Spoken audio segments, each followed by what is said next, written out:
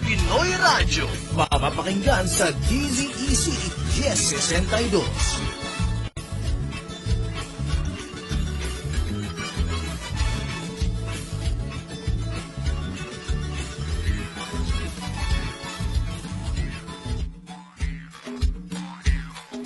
Mga tagapakinig, sa mga kabataan, mga magulang, mga guro, at of course, ang mga volunteers.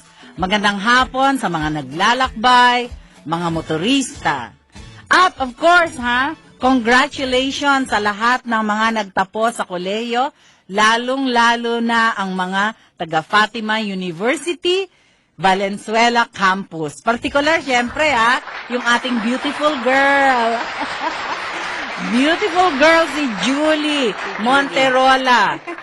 Siyempre, congratulations din sa mga nag-move up sa senior high school. Ang saya-saya ngayong Marso, no? Magandang hapon sa ating mga kasama ngayon dito sa studio.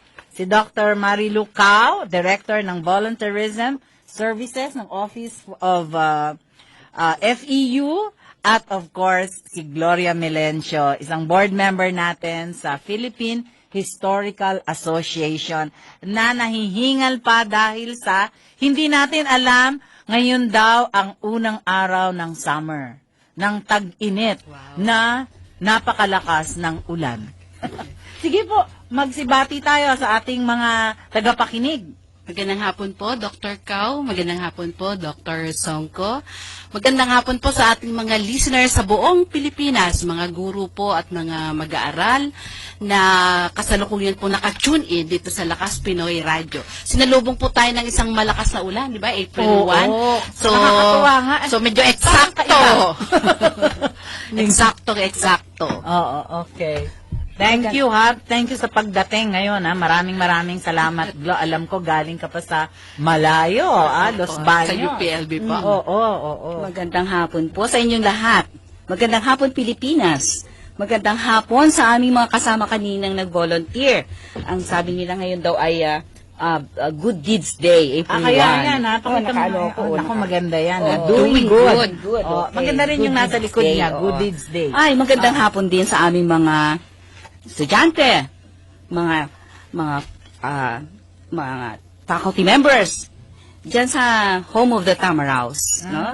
Meron kami diyan sa Moraita, of course, Tamaraws sa Makati, sa Diliman. Meron din kami sa Cavite, And dami yung campus. soon sa Alabang and sa Marikina.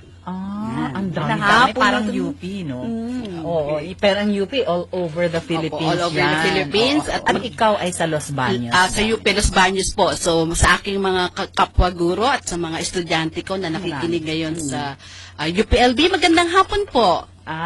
Okay. Ay, alam mo, excited ako sa ating pag-uusapan ngayon, Pero alam ko, mamimiss natin ngayon si Dr. Olaer, Oo si nga. Dr. Carlito, si Jobal, at saka si Xiao. Pero I'm sure nakikinig sila. Ay, kamusta kayo dyan? Nasaan I'm sila, sure ma'am? pinapakinggan nyo kami. Xiao, Jobal, at si Dr. Carlito. Si Telma din, no? Babatiin natin ngayong hapon na ito. At meron tayong napakagandang paksa. Yung bang ang mga kababaihan, may focus na naman tayo sa kababaihan ngayong hapon na ito. Pero, particular sa volunteerism. Oo. Particular ito sa mga bata, mga kababaihan. Kasama naman natin ang mga kalalakihan, Dito sa kwento ng voluntarismo. Yes, ma'am. Maraming magagandang Noble kwento. Kaya deeds, nga, oo. lagi nating sinasabi na tuwing hapon sa Lakas Pinoy Radio, tuwing Sabado, pinag-uusapan natin ang mga kwentong merong kwenta. No? Malu, anong ngayong hapon na to? Sige nga, umpisahan mo nga yung ating mga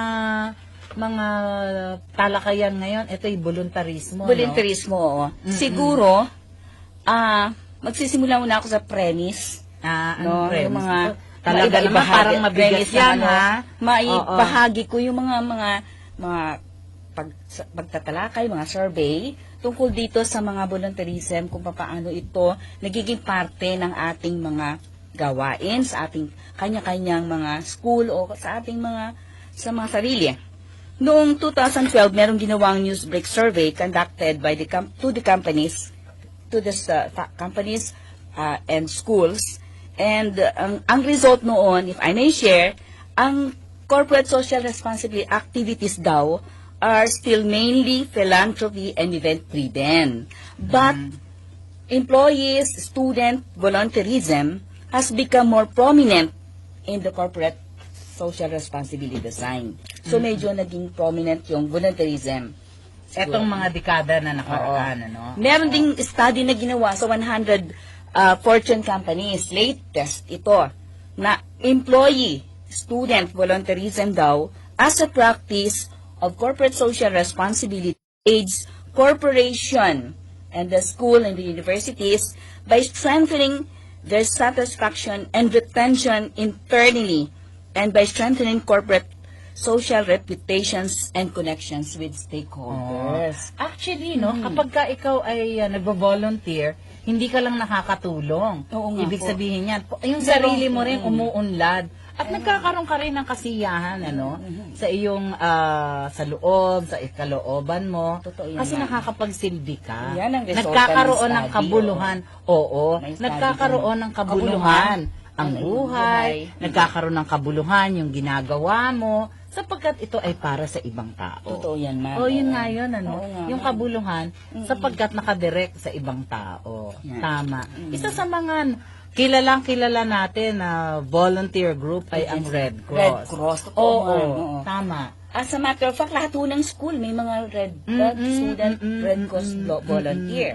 Kung sisimulan ko sa school namin, siguro sa school nyo rin meron. Ang aming Red Cross volunteers, ang dami-dami nilang programa. Una sa lahat, example, yung blood donations na lang. Oo. Kamakailan, meron kaming blood donation initiated, spearheaded by aming mga Red Cross volunteers. Yung blood. Opo. Mahalagang-mahalaga yung dugo, lalo na pag tumataas yung dengue cases at saka iba pang diseases. Maraming nangangailangan. Talagang yung salitang volunteerism from the Spanish word voluntar, no? Yung bukas puso. Bukas puso. Bukas loob. Walang hinihinging kapalit. Walang hinihinging kabayaran. So yan po ay malalim sa kultura ng Pilipino. At yan ay, ang ganda. ekspresyon na niyan ay makikita sa Red Cross. Makikita mo yan. Yung isang icon natin, hindi ba? Yung bayanihan natin. Napakaganda. Sabi mo, nabanggit mo kasi kulturang Pilipino yan eh. Opo. At pagka nakita natin yung bahay na binubuhat, sama-sama ang mga tao, sabay-sabay ang kilos, yan eh talagang voluntarism yan. Oo. Talagang voluntar. Pero yung Red Cross, ito talaga din ay talaga napakaganda. stable na yun, ma'am, eh. Kahit nasaan sila eh. Oo. Of course, that's an international organization. Pero meron talaga tayong Philippine Red Cross. And of course, yung Philippine Red Cross, meron itong counterpart na mga estudyante. Yun Yes, yung ma'am. mga nasa campuses natin. Nag-organize sila Yan ng sarili nila. Oo. Affiliated sila sa National Red Cross. Supported din sila ng National Red Cross. Tapos may mga programs nila. Kung ano yung programs ng National, yun din ang ini-implement nila sa mga kanya-kanyang eskwelahan. Ang tawag natin sa kanila ay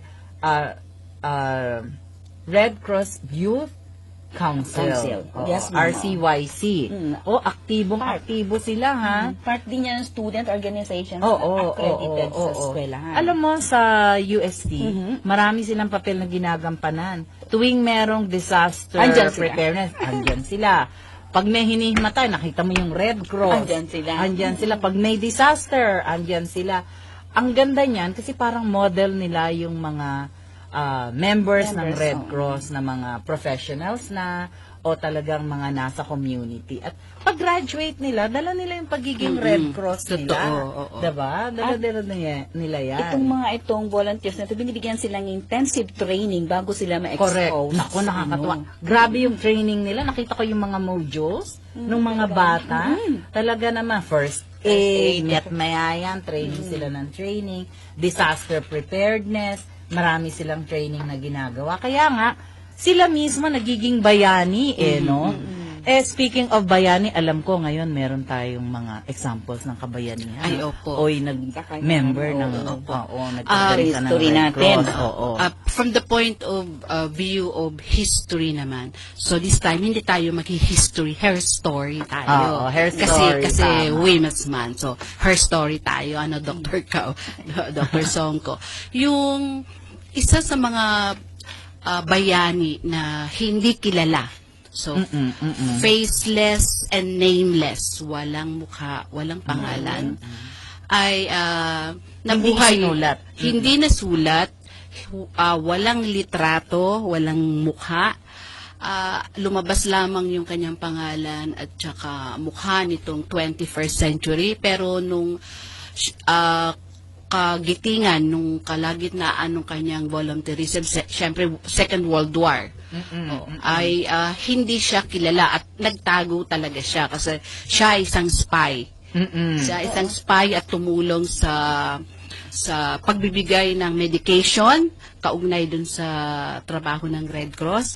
At siya ay walang iba kung hindi si Magdalena Estores Leones ng Agoo, La Union at Kalinga, Apayao. So ang kanyang mga magulang, ang kanyang ina ay taga Agoo, La Union, ang kanyang ama ay Kalinga. Ngayon, kailan lang siya namatay, ano? Itong 2016, last year lamang siya namatay at inilibing siya sa libingan ng mga bayani bilang pagkilala sa kabayanihan niya. Pero wala talagang nakakilala sa kanya. Kung hindi nga naimbitahan ng Philippine Historical Association, ang Philippine Historical Association kasi yung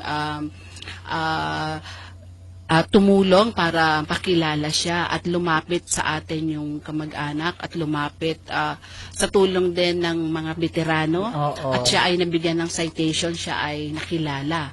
At doon lamang natin nalaman na, nabigyan pala siya ng Silver Medal Award. Yes. Pangatlong pinakamataas na award na binibigay sa nakagawa ng dakilang kabayanihan sa buong mundo. At sa Pilipinas, sa Asia, siya ang kauna-unahang nabigyan nito. Siya ang babae. Siya ang kauna-unahang babaeng nabigyan nito. Na Asian. Asian At ang po. nagbigay nito ay ang pamahalaan ng United States. Opo, United States of Kinilala America. yung kanyang pagiging espiya. Makikita mo, no, na pagka meron tayong pangangailangan sa bansa, na talagang natatouch yung damdamin ng mga kababayan natin. Ito si Magdalena Leones, talagang sinakripisyo niya yung kanyang inilagay niya sa danger, yung buhay niya, 'di ba, bilang isang espiya. Ang kwento po kasi niya, anak siya ng missionary sa Ilocos, tapos nagtuturo siya ng religion. So at the age of 18, so nagtuturo siya. Pero nung dumating yung Second World War, pagdigmaan sa panahon talaga ng krisis, yung spirit of volunteerism, yung spirit of goodness, lumalabas talaga sa atin sa mga tao, lalo sa ating mga Pilipino. Tumulong siya na nung dumating yung mga Amerikano sa La Union, ginawang kampo yung simbahan nila. Doon dinadala yung mga gerilla na sugatan, mga Amerikanong sugatan. Tapos tumulong siyang manggamot. So, in other words, nagkaroon siya ng pagkakataon na makapagsilbi at magkaroon ng communication. Kailangan niyang kumuha ng gamot sa Maynila. Kasi kulang na kulang. So, sa pagbibiyahe niya sa Maynila, she puts her life in danger kasi siyempre tatanungin ng that was 1942, so kasagsagan ng mga sentries, mga checkpoints ng Hapon, syempre, tatanungin siya, para saan, ano yun. Pero siya very creatively, very resourceful siya. Nagawa niya itago sa bayong, nagawa niyang itago sa ilalim ng palda, oo, sa Oo, ilalim. magaling siya, creative Oo, siya. very creative. Yung lang yung ma-deliver lang. Oo, yung ano tawag doon sa Tagalog, yung maglunlun ka na ng banig, yung ano po yun, lulunukin ko yung banig, hindi, irorolyo mo yung banig. So doon, nakarolyo yung gamot doon sa banig. So, Pero na, bit-bit niya. alam ko siya rin ay nakulong, no? At ginamit niya yon bilang kanyang pagkakataon na matutong magsalita ng Japanese language. ng Nipongo. So, actually, 3 beses siyang nakulong. At 3 beses siyang nagmuntik-muntik ka ng mamatay. Pero yung una, siya, kasi ano siya, yung siguro, yung pagiging creative, resourceful, at saka yung survival instinct eh. So, kailangan mo mag-survive. So, magaling siya. So, nakulong siya. Yung pagkakulong na yon, hindi ma-prove ng mga Hapon na siya ay spy, na siya ay tumutulong sa mga Amerikano at guerrilla. So, ang ginawa niya, nag-aaral siya ng mga Japanese nursery songs. So, she took it to heart. So, kabisado niya. So, kanta siya ng kanta, hanggang sa nakabisa niya. So, yung 5 months na imprisonment. So, actually, she gained a lot from it kasi natuto siyang magnipongo. Kaya medyo sa kanya, malapit yung mga Japanese, Siyempre, marunong ka mag-Japanese. Marunong. Ay, ang mga Hapon, siyempre, kahit naman sila, di ba, pag nandun ka sa isang foreign country, tapos nakarinig ka ng someone who speaks your own language, so matatouch ka, di ba? So ganun siya. So actually ginamit niya yon yung sa second time na mahuli siya. So sa second time na mahuli siya, kinulong na naman siya. Alam mo ba? Walang pagkasawa. Kailan ko lang nakilala si Magdalena Leones. Nakilala ko siya dahil kay Colonel Pobre. Sino po si Colonel Pobre? Sa veterans, siya ay isang historiador. Siya ay nagsusulat siya ng history ng ating sandatahang lakas. Oo. Marami na siyang nasulat ng mga libro. Minsan siguro maganda na anyayahan natin siya. Opo. Si Dr. Cesar Pobre. So malamang nakikinig. Hello, Colonel Pobre. Salamat Colonel po. Pobre, maraming salamat sa mga kwento mo. Ng World War II. Marami siyang isinulat. Pati yung pagtulong ng mga Filipinos sa Korean War. And I'm sure marami din siyang maibabahagi sa atin tungkol sa voluntarismo. At tuwang-tuwa yung mga tuwang-tuwa yung mga veterano. Ay, opo. Mga kwentong ito ni Magdalena Leones. Lalo na pag yung mga ganitong kwentong buhay. So doon tayo sa second second imprisonment niya. So nung nasa pangalawa na namang imprisonment niya, kumanta lang siya ng nursery rhymes. So kanta lang siya ng kanta. So finally naawa sa kanya, pinalabas na naman siya. At yung pagkaalam niya na yon, pagkabalik niya sa Ilocos, nadatnan niya, pinagpapapatay ng mga Hapon yung mga kabataan na nahuhuli nila sa daan. So, gumawa siya ng paraan na mailigtas yung mga kabataan. So, sabi niya, in Nipongo, sabi niya, dumadalo lang kami sa wedding. Yung mga kabataan na yun na naglalakas, piniginita ng mga Japanese. So, dumadalo lang kami sa wedding. So, yun. So, naligtas niya yun. Dr. Cao, Dr. Songko, naligtas niya. So, ibig sabihin, biro mo yung kanyang kahusayan, tsaka yung bilis ng isip, no? Kaya so, nagawa niya. Yan ang sa pananaw na ganyan, yung dapat ibahagi sa mga kabataan. Para worth emulating na dapat tularan. Totoo yan. Alam mo ba na kapag ikaw ay nakinig sa mga kasaysayan ng mga kababayan natin nung World War II, nung panahon ng mga Kastila, napakadami ng mga nag-volunteer, napakadami ng willing mag-sacrifice para sa ating bansa. Kaya nga ngayon, yung mga student organizations na yan, ay mai-inspire. Mai-inspire sila kung paano ang mga katulad ni Magdalena Magdalena, Llones, oo. Sino pa isa? katulad ni Pepa. Pepa. Okay, Sino si Pepa, Escoda, Llanes. Okay, Oh, yun. sige nga. Si Jose Pallanes Escoda. Sige nga. Siya, yan ang talaga isang aktibo rin sa Red Cross, ha? Sige Si nga. Jose Pallanes Escoda naman ay taga Dingras. Sa ano din, Ilocana Ilocana din. rin.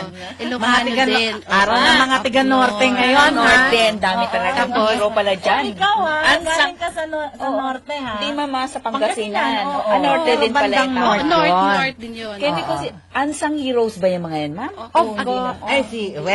Kilala Escoda siya. Llanes ay Oo. nakilala. Kilala siya kasi Pero nagtayo siya Magdalena ng Llones Girl sila. Scout. Oo, Okay. Girl Yeah. Scout. So, nagtayo siya ng Girl Scout. Oo. Tapos yung Red Cross, malaki din yung naging role niya sa Red Cross. So, yung pagka nagsimula siya nung kinilala na agad yung husay niya, estudyante pa lang siya. Oo. Kasi, Naging scholar nga siya sa US, Oo, diba? naging ano siya, Oo. Fulbright scholar. Oo. Pero nung estudyante siya, meron daw experience yung nanay niya. Kasi ano to, namatay yung tatay niya ng maaga.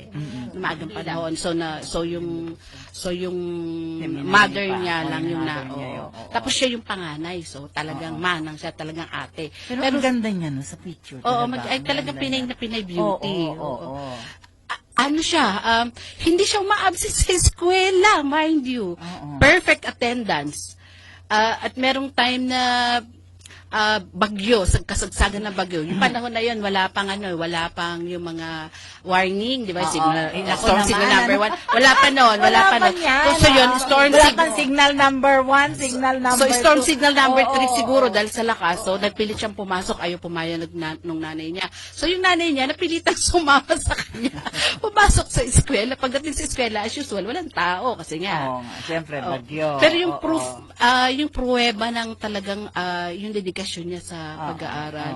At saka, she graduated valedictorian simula nung elementary, high school, hanggang sa makapag-aral siya dito sa Maynila. Oo. At nag-training talaga siya sa Girl Nag- Scout. nag-training sa talaga US siya, ngayon. oo. Pagdating dito, kaya gumawa siya. Tapos ng Girl Scout nakita of the yung Philippines. husay siya, Oo. nabigyan siya ng scholarship. Oo. So nagpunta siya sa US. So sa US din kung ano-ano yung mga pinasok niyang trabaho kasi on scholarship nga siya pero may mga kulang pa rin siya sa allowance. So nagbe-babysitting din siya doon, oo.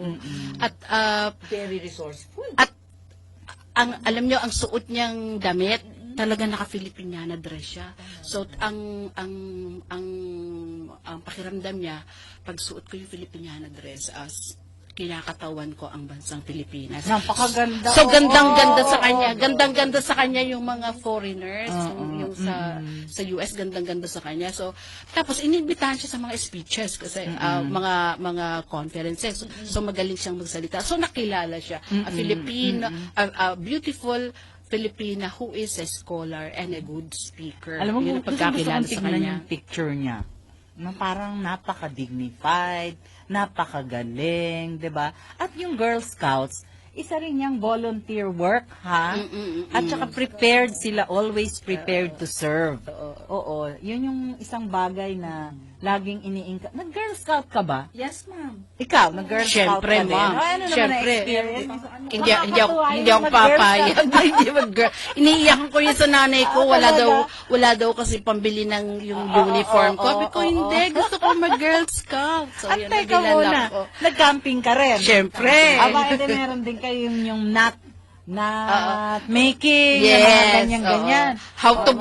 How to boil an egg without water. Yung mga ganon. Paano Ikaw, ginagawa Dr. yan? Kao, ano experience mo? Yung how to boil an egg without water, Yeah. ilagay namin sa ilalim ng lupa, ayun. Hindi ba yan itlog maalat? Hindi man, nilagay Hindi. sa lupa, Oo. pagkatapos pati kamote, nandun na, nilagyan ng uod. For survival lang yun, survival. Lalagyan na? Lalagyan ng yung apoy doon sa ibabaw, maluluto na yun. Okay. Oo. Uy, hindi yata ako Hindi mo marunong talaga yan. niluluto. Parang hindi, nag-Girl Scout ako. Pero bakit parang nakalimutan ko yan? Sila kasi, Oo. baka may baon silang kalan. Oo, meron.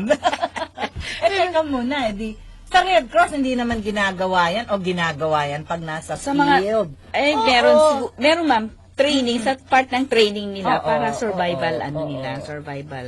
Pero talagang kilalang kilala sila sa mga bloodletting, kilalang kilala sila sa mga disaster preparedness. medical Pagka may assistance, fire, andyan oo. agad ang Red Cross. Lahat ng Kapag- medical oo, assistance medical nila, nandiyan agad assistance. yun. Oo, Totoong nandiyan agad totoo sila. yan. Mabilis. Hanga-hanga ako sa Emergency. mga Red Crossers. Emergency. Sobrang serious sila. Serious sila, ma'am. oo. Oo, ako may personal experience kasi yung anak ko nagka-dengue. So, nandyan sa Philippine Children's Medical Center. So, walang kasi ang kukunin diyan ay yung blood plasma. Hindi naman yung red blood eh. So yung blood plasma ang hirap pala noon. So ang hirap.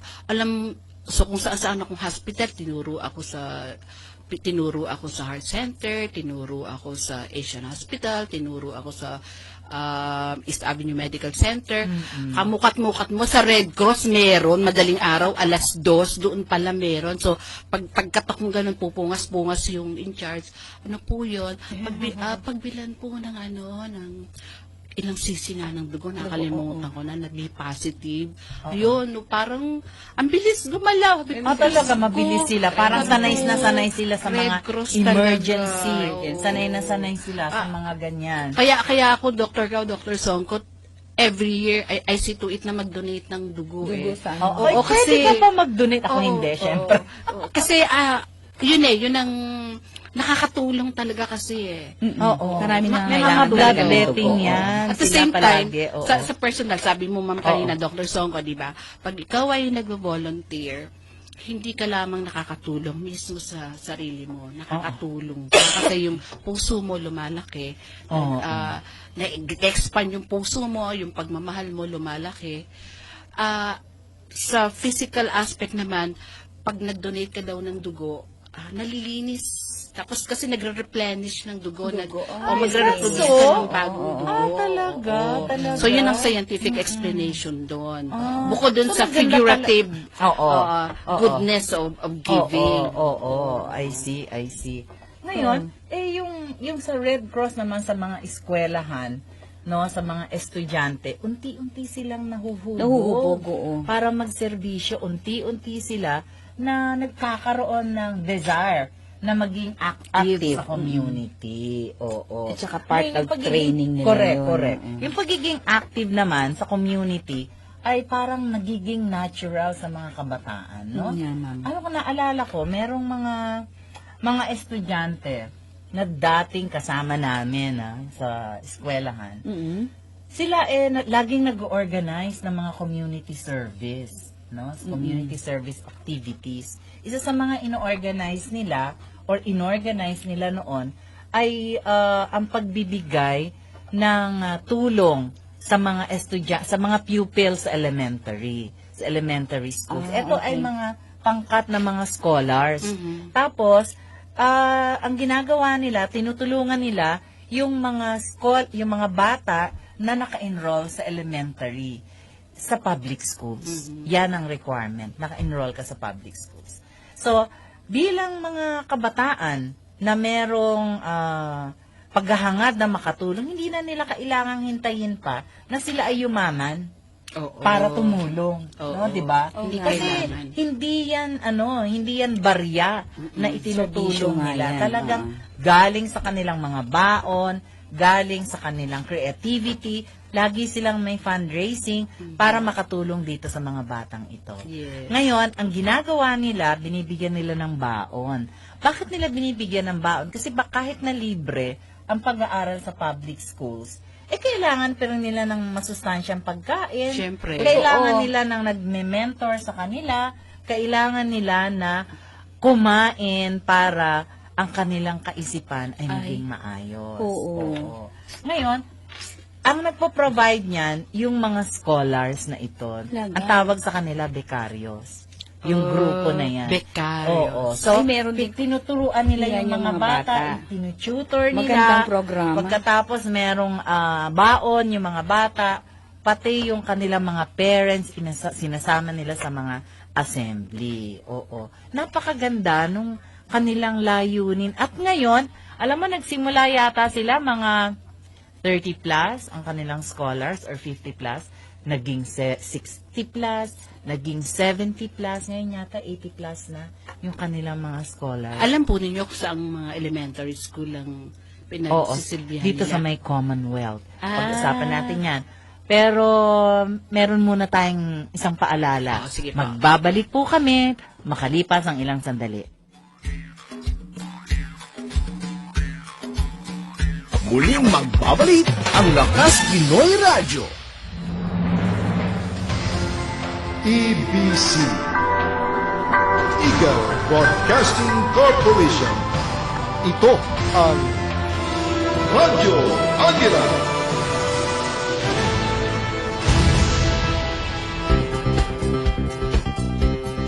Edukaksyon. Aksyon para sa edukasyon. Edukaksyon. Programang katuwang sa ikaangat ng kalidad ng edukasyon. Edukaksyon. Protektahan ang karapatan ng mga Pilipinong mag-aaral. Edukaksyon. Sa Radyo Agila. Tuwing Sabado, sa ganap na alas 8 hanggang alas 9 ng umaga. Dito lamang sa Radyo Agila.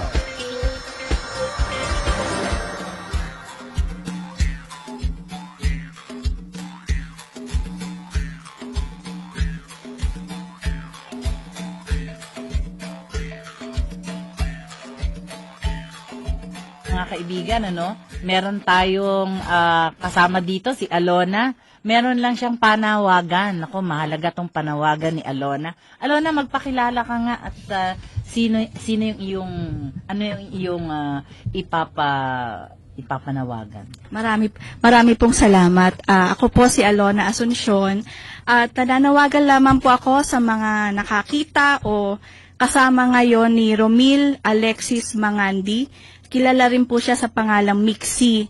Kahapon pa po kasi siya nawawala. Huli po daw siyang nakita sa may manggahan sa Quezon City, mga bandang alas 2 kahapon. Pero since then, wala pa po nakakaalam kung nasaan siya. Ang kanyang pong ina, si Miss Araceli o Lely Mangandi, sobra na po nag-aalala.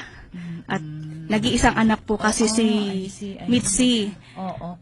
Alona, kailan pa nawawala? Kahapon daw po ng bago magtanghali, lumabas ng bahay. At may nakapaghatid na isang tricycle driver. Ang sabi daw po ay pupunta sa Novaliches Bayan.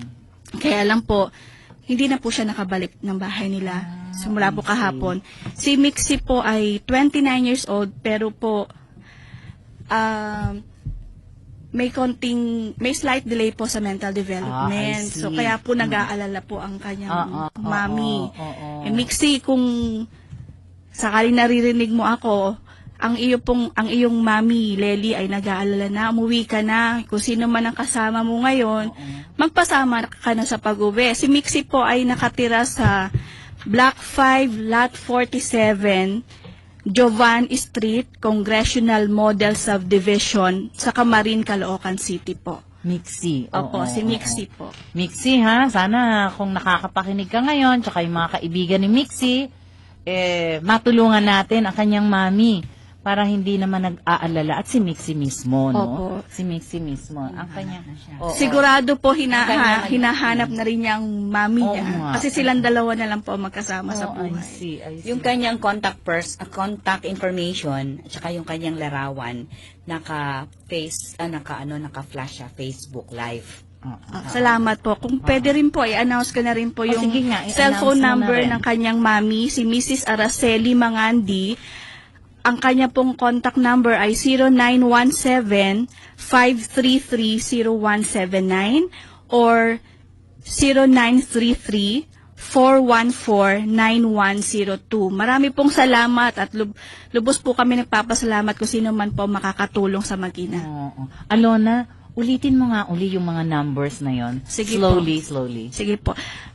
Pakitawagan lamang po ang mami ni Mixi Mangandi, si Mrs. Araceli Mangandi, sa cellphone numbers 0917-533-0179. Ulitin ko po, 0917-533-0179 or sa 0933-414-9102. Ulitin ko po muli, 0933-414-9102. Alona, kaano-ano mo sila? Actually po, kasamahan ko po sa trabaho ang mami ni Mitzi.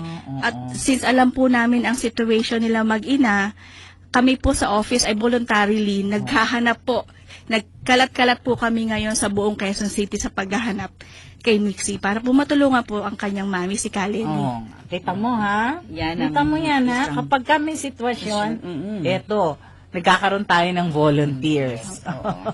Oh, Ayan. talaga, example ng Example, voluntarismo. volunteerism. Yan. Sige, good luck, Alona, ha? Marami po salamat po sa oras na ibinigay niyo sa Oo, amin. Sige. Maraming good luck at sana marami pang maghanap kay Mixie na tutulong sa inyo. Sana nga po. Sige. Marami pong salamat. Walang anuman, Alona. Good luck sa Thank you paghahanap. po. Thank you Okay.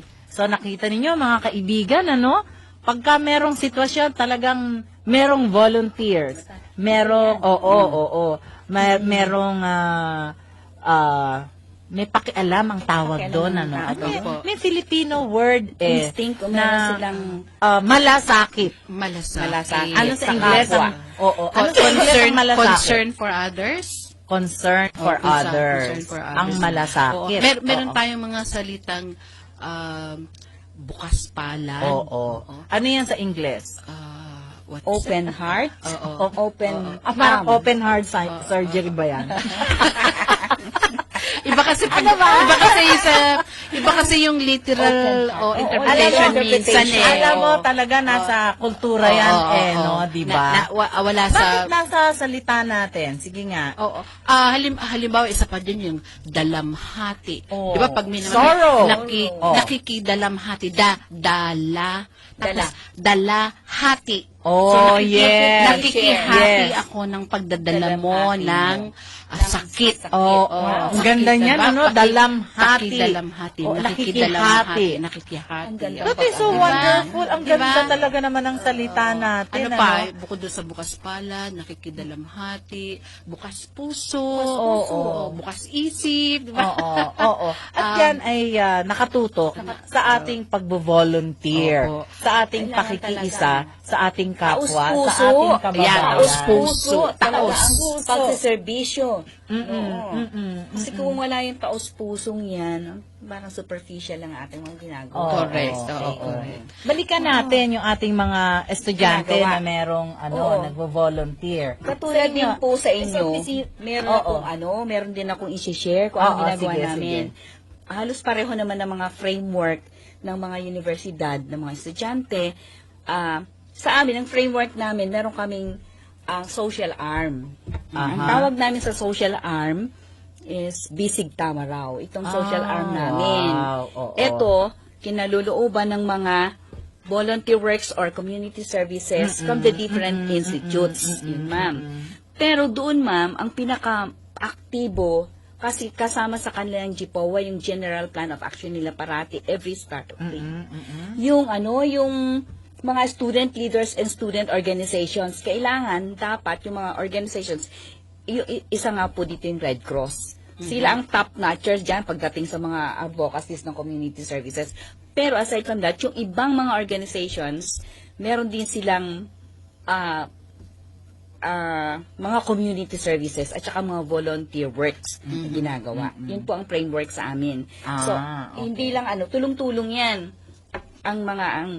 Of course, mag-start muna kami sa program. May program. Is one case ng program namin is yung Project Hope. Yun, katulad sa inyo, meron kayong program sa mga scholars. Ito naman, yung meron kami actually five flagship programs. Meron sa environmental, meron sa health, meron sa literacy, livelihood, something like that. Meron sa humanity, something like that. No? Yung sa namin, Project Hope namin, tinutulungan namin doon sa BGNP inmates. Ano yung BGNP? Sa Bilibid ba yan? Dito Jail? Sa jail. Oo. BGNP is jail sa mga inmates. Bureau of Jail Management Management and Penology. Penology. Okay. BGNP. yan, may program kami, tawag namin Project Hope, Harnessing Offense, yung Hope, yung mga HOPE, HOPE. May mga project kami dyan. Tinutulungan namin yung may mga livelihood programs, may literacy programs, mayroon kaming psychological intervention programs. Kailangan Ang namin ganda yun. niyan. Oo. Totoo yan. Pagka ngayon, ang mga pinapadala namin doon, ang ini-encourage namin na volunteer, yung sa kanilang mga, for example, pagka psychological intervention programs, ang mga psychology, Aha, pagdating aha. naman sa health matters, katulad ng Laban ni Maria, yung Aha.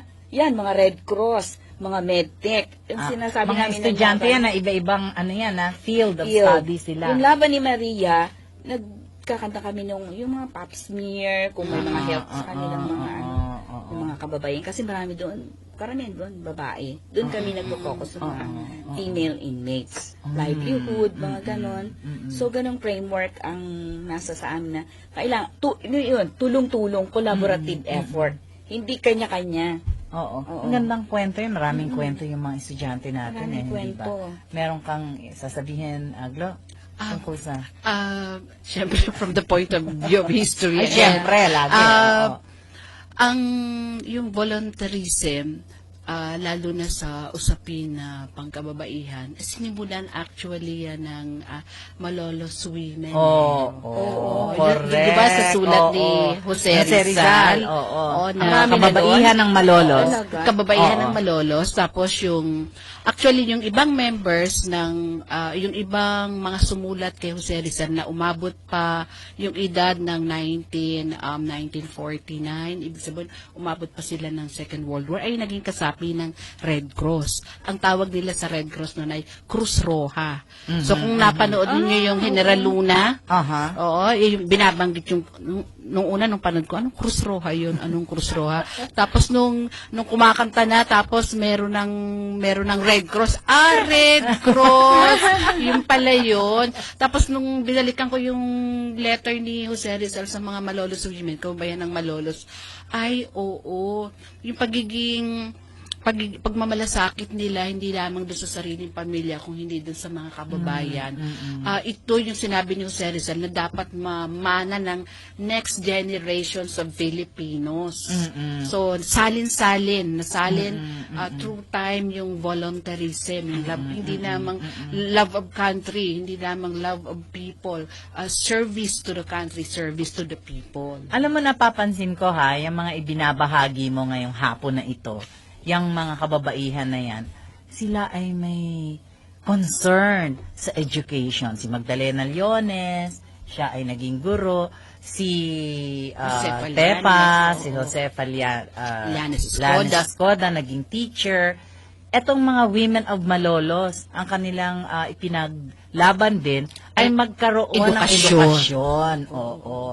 Kasi importante yung edukasyon nag-iiba yung pananaw ng mga tao. Kita mo halimbawa, sa aking palagay, yung pagsiservisyo, yung pagtulong sa kapwa, halimbawa, yung mga ginagawa natin sa ating mga paaralan, na kung saan, ine-expose natin yung mga kabataan, meron ding framework yun Halimbawa, pag nagpunta ka sa community, dati, ang mga estudyante, tinuturuan natin para magbigay. Bigay ng bigay. Dole out. Ngayon, iba na ang framework. Oo. Dapat, ngayon, kasama na natin naglalakbay ang komunidad. At ang ibinibigay natin sa kanila, syempre sa simula, kung talagang walang makain, halimbawa, nagkaroon ng fire, nagkaroon ng sunog, walang makain. Talagang Hindi natin mag-dole out maiwasan, ka, Talagang Oo. meron nun. Halimbawa, gaya nung Yolanda, nagkaroon ng disaster Tulong-tulong talaga. tayo talaga. Magbibigay ka talaga. At that moment, ikaw ay tutulong, magbibigay. Dole out. Pero, after that, hindi ka na magdo-dole out. Ikaw ay makikilakbay na sa kanila. Journeying with them. Opo, totoo. And, this time, you are enabling them. Correct. Binibigyan mo na sila ngayon ng kakayahan. Oo. Binibigyan mo na ng kakayahan. Yan ang framework ngayon ng pagsiservisyo. Kaya kita mo yung mga foundations, yung mga samahan na tumutulong sa komunidad, kailangan merong counterpart yung komunidad. Kasi hindi naman pwedeng Opo. tutulungan ka eh. 'Di ba? Pag tinulungan ka, basta ka na lang maghihintay ng tulong. Hindi, dapat makita nung tumutulong sa'yo na ikaw ay handang tumulong sa iyong sarili. Kaya nga, That's empowering the people, Correct. the students Oo. are journeying with. Oo. Sa UPLB kasi yung exposure ng mga bata sa fieldwork, mga estudyante. So, nagpupunta yung mga estudyante sa mga communities sa field, hindi para magbigay lamang ng kaalaman, kundi Correct. matuto sila doon sa community. At the same time, yung community naman, merong exchange of knowledge, na-empower din sila, Oo. na nabibigyan ng lakas ng loob para tumindig, Oo. nabibigyan ng kakayahan para tumayo, Correct. at nabibigyan ng pagkakataon para muling magtiwala sa sarili. Ay, ang ganda niyan. Kasi yung Ang ganda niyan. Yung pagtitiwala Oo. sa sarili, yun ang kailangan eh. Oo. Para makabangon, para maigpawan kung ano man yung Alam mo, ha, yung- problema. Kaya Gusto ko pala, yung sinabi Ma'am, mong ano? pagtitiwala sa sarili. Ha? Yung Kaya naman pala, Ma'am, confidence, ano, oh. yung kakayahan, magtiwala sa sarili at magkaroon ng kakayahan. Yan ang kailangan ng marami. Kaya mga naman, ano, kababayan natin. kaya pala, Ma'am, usong-uso ang social entrepreneurship, ano? Oo, Yung dapat ganun, oo, ganyan. tama. Ini-introduce ngayon. Oo, totoo 'yan. Ngayon itong sinasabi mo na empowerment. Yan yung mga terms ngayon na ginagamit natin. 21st 21st century, Oh, correct. big words, kumbaga. Empowerment, pagbibigay ng kakayahan, sa mga Paggagabay. paggagabay. Oo. Hindi ka nando doon sa komunidad para sabihin sa kanila ikaw ay magaling at pagkatapos ay meron kang ituturo sa kanila. Hindi eh. Alam mo sa experience ko, yung mga nasa komunidad na ibig mong tulungan, may sariling wisdom. Oo naman. Oo, pag nakikipagkwentuhan ako, makikita mo ha, meron silang wisdom, meron silang kagalingan. Correct. Pero ang sabi mo nga, kulang sa pagtitiwala sa sarili. Kung hindi Oo. hindi magsusurvive ang Philippine society where we are now, Oo. kung hindi dahil sa wisdom ng mga karaniwang tao. Correct. Dahil sa wisdom ng babae. Ay, Balik na lang. Buti na lang. Women's Month. Buti na lang, puro babae tayo dito. Sinadya yata Alam mo, eh. oo nga, girl power daw ngayon. Girl power. Itong app, Ayan itong nga, hapon na to, kaya nga girl yan. power ito tatlong mga kababaihan. Ano na nga ba yun? Powerpuff Girls. Powerpuff Girl. Parang luma na yun. Pero sige. Sige na nga. Oo. Luma na ba ako? Pero Diyos yung- ko, hindi naman. pero Pero millennial pa rin ang gumagamit yun, Oo, diba? ma'am. Pero yung salitang, Oo. yung salitang babae, yung salitang Oo. bae, actually, luma na yung, yung mga pambansang bae, mga naririnig ko sa mga bata ngayon, mga estudyante. Pero yung salitang bae, B-A-I, babae, ay galing sa, isang Austronesian word. Austronesia, ito yung bumubuo ng isang kultura na nabuhay noong bago dumating ang mga Kastila at naglalakbay-lakbay sa Timog Silangang Asya. Yeah, tama. Kabilang Yes, doon ang yes. Pilipinas. So, laganap noon yung tradisyong babaylan. So, naniniwala tayo noon na makapangyarihan ng babae kasi meron tayong women priestesses noon. At nung nasakop tayo ng mga Kastila, nawala yun. Actually, Nakakapanggamot yun. Actually, Nako, yung ating mga traditional healers, yung yeah. ating mga Correct. prayer leaders, yung ating mga Babaylan. yung ating mga naghihilot ng pilay sa mga probinsya ay maraming alam na kababaihan traditional yan. Oo, traditional oo. medicine. Yes. Alam mo, So, yung siguro wisdom nasa kanila. Oo, siguro maganda natin yan pag-usapan, sa mga darating pa nating talakayan. Opo. Yung mga kakababaihan. Kukulangan tayo Mamaya, mga isang oo, oras. oo. Eh. Ay, nako. Marami yan. Konting oras na lang ang meron tayo, Meron ha? pa tayong Ay, baka ano. naman meron kayong babatiin dyan. Ikaw, meron ka bang babatiin dyan, Ay. Malu? Oh, gusto kong batiin si Executive Director Don Marquez, yung nag-lead sa amin, tsaka si Belle. Kanina, nag-volunteer din kami kaninang doon sa Roseros Garden. Ito ay hands-on Manila. Garden. Diyan sa malapit sa Sampaloc, Manila yan, ma'am. Malapit sa Manila City Hall. Oo. Yeah. Initiated naman ito ng Hands-on Manila. It's an international organization actually. Volunteer works, ang dami nilang volunteer works. So, ilan At parati kayo kami kanina? sumasali. Ilan kayo kanina? Marami kayo? Marami kami, mga 100 plus din yun. Ha? Oo. Na-volunteers? Na Ano ginawa volunteers, nyo? tigisa kaming nag-alaga ng bata, tapos nagpakain ng Saan galing bata. yung mga bata? Meron sa Tondo, meron sa Manila, meron sa ano. Ilang taon yung mga kabataan mga yun? mga street children. Iba-iba, Oo, iba-ibang street taon. children Paano nyo sila nabuo? Ay, meron. Siyempre, may preparation yan. Oo. Yung Hands-on Manila, meron Oo. silang designated na mga Partner nyo communities, sila. Partner. nyo sila, I see. Actually, ito ang baby, kumbaga sa yung volunteer works ng aming trustee, tsaka yung aming Vice President for Corporate Affairs na si Attorney, VP namin ng Corporate Affairs Office, Marketing Office, si VP Giana. I see. So, kakilala. Montinola.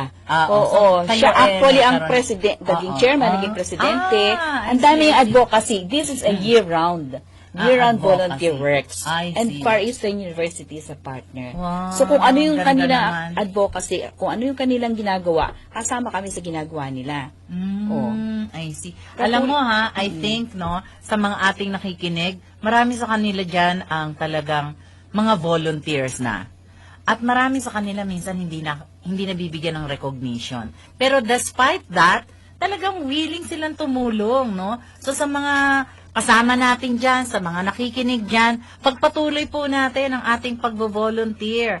Sige lang po kahit na hindi tayo kinikilala, hindi tayo ina-award, ang mahalaga sa ating volunteer work ay nakakatulong tayo. Sige nga, malusor. Magkatulog po kasi. Magkatulog kami. Sounds like. Ang UPLB naman po ay kasalukuyang mula ngayong April 1, buong buwan ng Abril ay nagdiriwang ng UPLB Social Science Month. Kasi Abril po nabuo ang Department of Social Sciences sa College of Arts and Sciences. At kami ay maraming aktibidad patungkol sa sociology, patungkol sa anthropology, sa history. Ako po sa ilalim ng History Division ay bumabati kay Chair David White Jestro, kay Chair ninyo ng social Opo, sciences. Department of Social Sciences. Kay Professor Jessie Barquez, kay Professor Eric Cavar, nakikinig po yan sila ngayon, kay Professor Weng de Guzman, sa lahat po ng mga estudyante ko na lagi ko sinasabi na tayo ay nag-aaral, kayo ay mag-aaral, kayo ay pupunta sa isang pag-aaral, sa isang aktibidad, hindi dahil sa iyo na ay required, hindi dahil sa kayo ay bibigyan ng incentive, hindi dahil sa maghahabol kayo na mataas ang grade, kayo ay pupunta dahil kayo ay mamamayang Pilipino. Totoo naman. Ay, si Ma'am Nanermon. Bilit talaga ako sa iyo, Glo, no? Ang galing-galing mo pagdating sa mga ganyan, Kasi, alam mo si Glo, sinasabuhay niya talaga yan. Marami siyang mga kung ano-anong tinutulungan, mga batang pinag-aaral, marami experience yan. Speaking from the heart, speaking from life. Marami po talaga akong naman. anak. Marami po kami anak ng asawa ko. Nakakatuwa, hindi ba? Pag naalala ko nakapagpag-graduate ka ba last year ba yun? O the other year? Opo. Imagine mo yan. Opo, nakapagpag-graduate kami ng, hindi naman kami mayaman. Pero, alam natin na yung buhay ay talagang pang-araw-araw na makikita dyan. At isang anyo ng pagtulong sa kapwa-tao, alam mo sa mga bata ay makapag-aral. Makagraduate sa kolehiyo. Yun. Babalik na naman tayo sa pag-aaral. Kasi parang, ito yung puso ng lahat ng ginagawa natin. Ito yung nagbibigay ng kaluluwa sa mga community service activities. Kasi kung magbibigay ka lang ng community service, magbibigay ka lang ng mga material na bagay, pagkain, damit, mga toys, mga kung ano-ano. Pag nagbigay ka lang yan, pagkatapos nagamit na nila, nakain na nila, tapos na. They will survive for a while, but then afterwards, ano na yung kasunod? Kaya nga, meron tayong edukasyon. Opo. Meron tayong pagpapaliwanag sa kanila ng kabuluhan ng buhay, pagpapaliwanag sa kanila kung ano yung direksyon. Syempre diyan din naman sa community service, hindi naman natin sila binibigyan ng imposition. Yes. Yan ang bawal na bawal. Opo. Yung parang ikaw ay napakagaling pagkatapos tinuturuan mo lang sila. Di ba?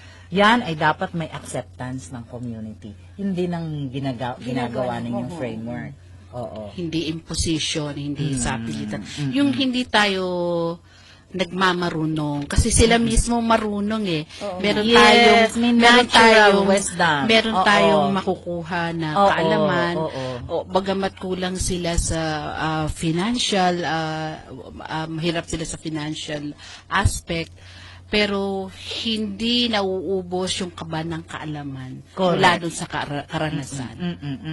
Pwedeng, by the way, konti na lang ating Oras, oo. oras.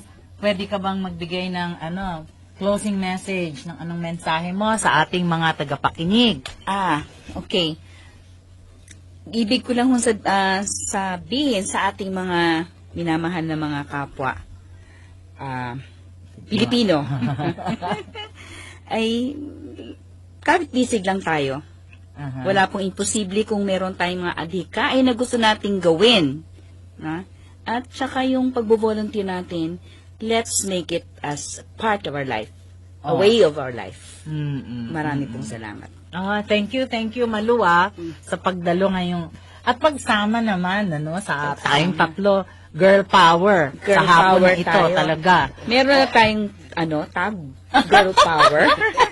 That's girl power. Sayang, Patunayan natin yan, ma'am. Kailangan meron tayong patunayan na talaga tayong girl power. tayong tatlo? Ay, nako, Glo, meron ka bang mensahe sa ating tagapakinig? Magtatampo sa akin si Lee Mark Banaag ng UST pag hindi ko binate. Talaga, sige. Ako yung Friend mo siya doon. Ako yung nag-edit nung aklat niya Rizalismo, Nasyonalismo at Liberalismo. Hello Lee Mark. Tuloy lang, sulat lang ng sulat. Ito yung batang guro na masipag magsulat. Ay, nako. Kailangan talaga yan. Masipag magsulat, masipag magsaliksik. Kahit nga itong ginagawa natin, yung mga community services natin, mga pagvo-volunteer natin, ay dapat marami ring mga pagsasaliksik. Kasi kung hindi natin ito gagawa ng research, yung mga datos masasayang.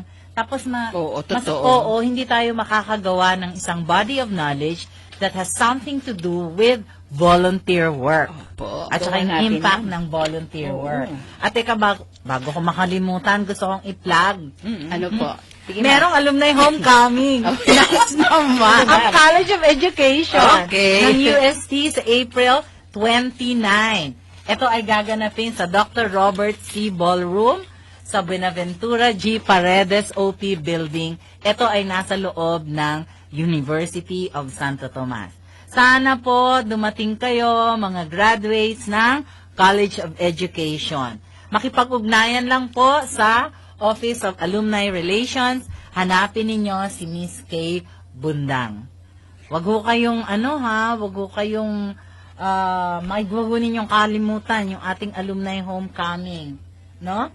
At sa ating mga nakikinig, sa mga nanay, sa mga tatay, sa ating mga estudyante, mga kabataan, kay tito at tita, para sa isang oras ng makabuluhang talakayan, para po sa mga kwento na merong kwenta, lagi ho ninyo kaming sasamahan dito sa Lakas Pinoy Radio.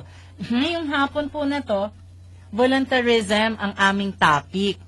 Ito po yung talagang kailangan ng ating bansa.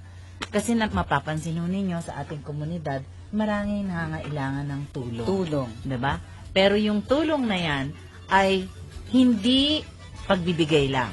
Kung hindi, pakikilakbay, pakiki-journey with them, giving them education. Pwede po ba namin kayong asahan na next week, kasama namin muli kayo? Ay naanyayahan ko kayong makinig mula alas 5 ng hapon hanggang alas 6 ng gabi.